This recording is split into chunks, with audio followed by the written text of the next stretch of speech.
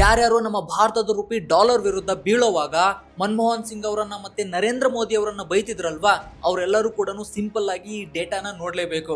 ನೀವೆಲ್ಲರೂ ಕೂಡ ಜಪಾನ್ನ ಒಂದು ಡೆವಲಪ್ಡ್ ಎಕಾನಮಿ ಅಂತ ಕರಿತೀರಲ್ವಾ, ಅವ್ರದ್ದು $1ಗೆ 160 ಜಪಾನೀಸ್ ಯೆನ್ ಇದೆ. ಅಷ್ಟೇ ಯಾಕೆ, ಸೌತ್ ಕೊರಿಯಾನು ಕೂಡ ಡೆವಲಪ್ಡ್ ಎಕಾನಮಿ ಅಂತಾರಲ್ವಾ, ಅವ್ರದ್ದು $1ಗೆ 1380 ಸೌತ್ ಕೊರಿಯನ್ ಓನ್ ಇದೆ.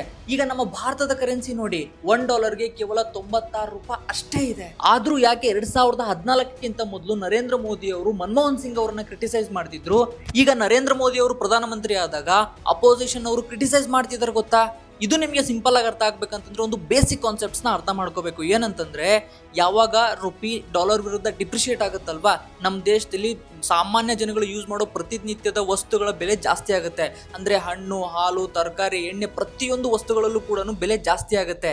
ಇದನ್ನೇ ಇನ್ಫ್ಲೇಷನ್ ಅಂತ ಕರೀತಾರೆ. ಅಂದ್ರೆ ಸಾಮಾನ್ಯ ಜನಕ್ಕೆ ಇಂಡೈರೆಕ್ಟ್ ಆಗಿ ಎಫೆಕ್ಟ್ ಆಗುತ್ತೆ.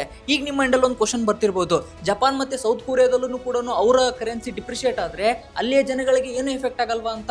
ಆಬ್ವಿಯಸ್ಲಿ ಆಗುತ್ತೆ. ಬಟ್ ಒಂದು ಇಂಪಾರ್ಟೆಂಟ್ ಡೇಟಾನ ನೀವೇನ್ ನೋಡ್ಬೇಕಂತಂದ್ರೆ, ನಮ್ಮ ಭಾರತದ ಪರ್ ಕ್ಯಾಪಿಟಲ್ ಇನ್ಕಮ್ $2,800 ಇದೆ. ಅಂದ್ರೆ ನಮ್ಮ ದೇಶದಲ್ಲಿರೋ ಪ್ರತಿಯೊಬ್ಬ ವ್ಯಕ್ತಿನೂ ಪ್ರತಿ ವರ್ಷ 2,60,000ದಿಂದ 2,70,000 ಅಷ್ಟೇ ದುಡಿತಾನೆ. ಜಪಾನ್ನ ಪರ್ ಕ್ಯಾಪಿಟಲ್ ಇನ್ಕಮ್ $35,000ಗಿಂತ ಜಾಸ್ತಿ ಇದೆ. ಸೌತ್ ಕೊರಿಯಾದ ಪರ್ ಕ್ಯಾಪಿಟಲ್ ಇನ್ಕಮ್ ಕೂಡ $37,000ಗಿಂತ ಜಾಸ್ತಿ ಇದೆ. ಅಂದ್ರೆ ನಮ್ಮ ಭಾರತಕ್ಕೆ ಕಂಪೇರ್ ಮಾಡಿದ್ರೆ 12ರಿಂದ 13 ಪಟ್ಟು ಜಾಸ್ತಿ. ನೀವು ಇದನ್ನ PPP ಅಂದ್ರೆ ಪರ್ಚೇಸಿಂಗ್ ಪವರ್ ಪ್ಯಾರಿಟಿನಲ್ಲೂ ಕಂಪೇರ್ ಮಾಡಿದ್ರು ಕೂಡ ಜಪಾನ್ ಮತ್ತೆ ಸೌತ್ ಕೊರಿಯಾದ್ದು ಜಾಸ್ತಿನೇ ಇದೆ. ಸೊ ಈ ತರ PPP ಮತ್ತೆ ಪರ್ ಕ್ಯಾಪಿಟಲ್ ಇನ್ಕಮ್ ಜಪಾನ್ ಮತ್ತೆ ಸೌತ್ ಕೊರಿಯಾದಲ್ಲಿ ಜಾಸ್ತಿ ಇರೋ ಕಾರಣದಿಂದ ಆ ದೇಶದಲ್ಲಿ ಈ ಕರೆನ್ಸಿ ಡಿಪ್ರಿಸಿಯೇಷನ್ ಆಗೋದ್ರಿಂದ ಜಾಸ್ತಿ ಇನ್ಫ್ಲೇಷನ್ ಆದ್ರೂ ಕೂಡ ಅಲ್ಲಿರೋ ಜನಗಳಿಗೆ ಜಾಸ್ತಿ ಇಂಪ್ಯಾಕ್ಟ್ ಆಗೋದಿಲ್ಲ.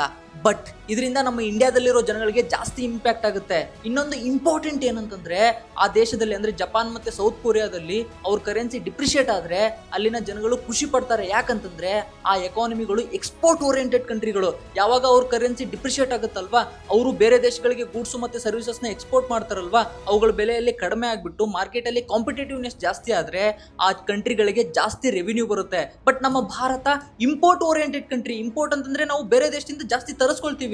ಜಾಸ್ತಿ ತರಿಸ್ಕೊಳ್ಳೋದ್ರಿಂದ ನಮ್ಮ ಕರೆನ್ಸಿ ಏನಾದರೂ ಡಿಪ್ರಿಷಿಯೇಟ್ ಆದ್ರೆ ನಮ್ಮ ಇಂಡಿಯಾದಲ್ಲಿ ಇನ್ಫ್ಲೇಷನ್ ಜಾಸ್ತಿ ಆಗುತ್ತೆ, ನಮ್ಮ ಎಕಾನಮಿಗೆ ಜಾಸ್ತಿ ಇಂಪ್ಯಾಕ್ಟ್ ಆಗುತ್ತೆ.